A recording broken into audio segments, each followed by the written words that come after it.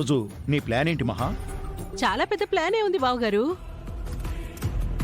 పెద్ద ప్లానా? ఏంటది? అది అర్చన, కామెడీ చెయ్యకు. మీ బావగారేమో నన్ను ఆఫీస్కి రావద్దు, ఇంట్లోనే రెస్ట్ తీసుకో అన్నారు. ఇంకా నాకేం ప్లాన్లుంటాయి? రామాలయంలో హరికథ చెబుతున్నారంట చెల్లాయ్, వెళ్ళొస్తావా? అదొక్కటే తక్కువైంది నాకు.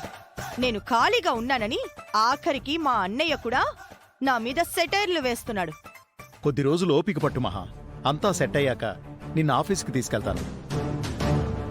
మీరు ఆఫీస్లో సెట్ చేసేదేముంది బావగారు, ఇంట్లో మహా పెద్ద సెటప్పే చేస్తుంది.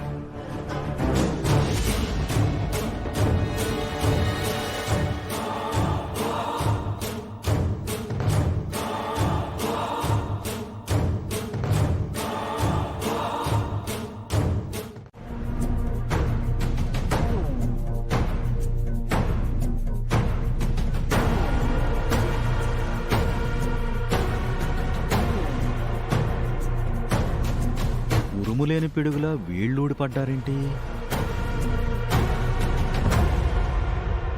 నిన్ను మళ్ళీ చూస్తామనుకోలేదు పిన్ని. మాకోసమే దేవుడు మిమ్మల్ని మళ్ళీ వెనక్కి పంపించాడు. అవును పెద్దమ్మా, మీరే తిరిగి రాకపోతే మేమేమైపోయేవాళ్ళమో. మహాలక్ష్మి ఎప్పుడో తిరిగొచ్చింది, మీరు ఇప్పుడు వస్తున్నారు. వాళ్ళు ఇప్పుడు ఈ ఇంటి కూతుళ్ళు కాదు చలపతి, అత్తారింటి కోడళ్ళు. ఎప్పుడు పడితే అప్పుడు ఎలా వస్తారు? చలపతి బావుకి పెళ్ళాం పిల్లలు ఉంటే కదానయ్యా ఇవన్నీ తెలిసేది.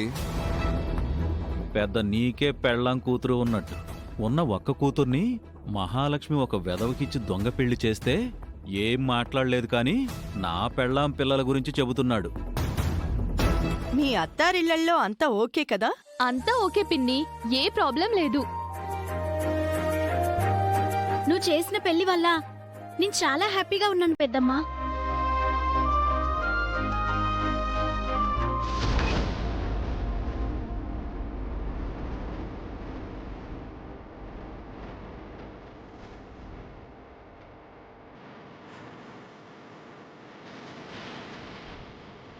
ఏంటి సిస్టర్స్ ఇలా సడన్ గా వచ్చారు? పిన్ని తిరిగొచ్చిందని నువ్వు ఆ మధ్య మాకు ఫోన్ చేసి చెప్పావు కదన్నయ్య, పిన్నిని చూద్దామనే వచ్చాం. పిన్ని క్షేమంగా తిరిగి వచ్చినందుకు చిలుకూరు బాలాజీ టెంపుల్కి వెళ్లి మొక్కు చెల్లించుకోవాలనుకున్నాం. ఆ మొక్కుతో పాటు పెద్దమ్మను చూసి మాట్లాడిపోదామని వచ్చాం. పెళ్ళిళ్ళయ్యాక మీలో భక్తి బాగానే పెరిగిందే. అవునవును, పెళ్లికి ముందు ఫ్రెండ్స్ అని పబ్బులని తిరిగిన వాళ్ళు ఇప్పుడు గుళ్ళు గోపురాల చుట్టూ తిరగడం విచిత్రంగా ఉంది. ఆడపిల్లలు రాక రాక పుట్టింటికొస్తే అవేం మాటలన్నయ్యా? వాళ్ళు మేనకోడళ్ళు కాబట్టి చలపతి బాబాయ్ ఆట పట్టిస్తున్నారులే అత్తయ్య.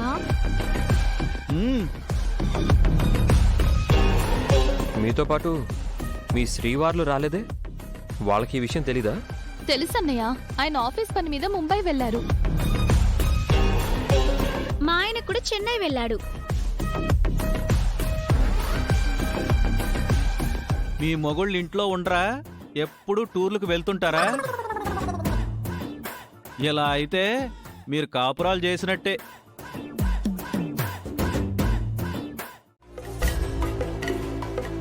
ఆ సుమతికి స్ట్రాంగ్ రిటౌట్ ఇచ్చారు.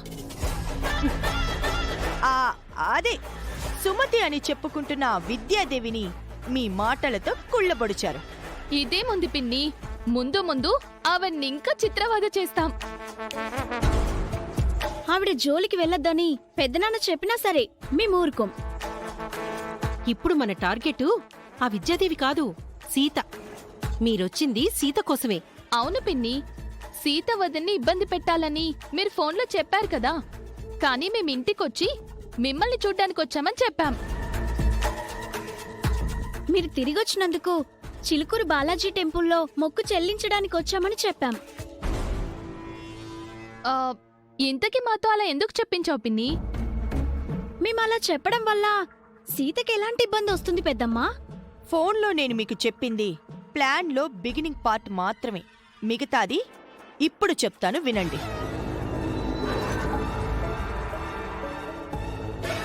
గుడికి వెళ్ళాలని చెప్పి మీరు కారులో బయలుదేరాలి. చిలుకూరు బాలాజీ టెంపుల్ సిటీకి కాస్త దూరంగా ఉంది కాబట్టి మీకు తోడుగా సీతని రమ్మని చెప్పాలి. మీతో పాటు డ్రైవర్ కూడా ఉంటాడు. టెంపుల్ ఇంకా 2 కిలోమీటర్స్ దూరంలో ఉండగా మీలో ఒకరు వామిటింగ్ వస్తున్నట్టు నటించి వాటర్ కోసం సీతని కారులోంచి బయటికి దించాలి. సీత వాటర్ బాటిల్ తీసుకొనొచ్చే లోపు మీరు తనని వదిలేసి టెంపుల్కెళ్ళిపోవాలి. అంతే. మరి సీత వదిన సంగతేంటి పిన్ని?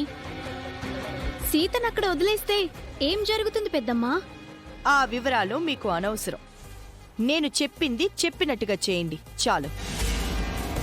ఓకే పెద్దమ్మా, కానీ ఆ తర్వాత మాకే ప్రాబ్లం రాదు కదా? మీకు ప్రాబ్లం అయ్యే పనులు నేను చేస్తానా ఉషా? లేదు పిన్ని, నువ్వెప్పుడు మా మంచి గురించే ఆలోచిస్తావు. ఆ నమ్మకం మీకుంది కదా? మీరు కిందకి వెళ్ళి మేము టెంపుల్కి వెళ్ళాలి, తోడుగా సీత రావాలి అని అడగండి. వెంటనే సీతతో బయలుదేరండి. సరే పిన్ని, నీ ప్లాన్ ఏంటో మాకు పూర్తిగా తెలియకపోయినా నువ్వు చెప్పినట్టే చేస్తాం. సీతను మధ్యలో వదిలేసి మేం టెంపుల్కి వెళ్ళేసి వస్తాం పెద్దమ్మా. ఉమ్.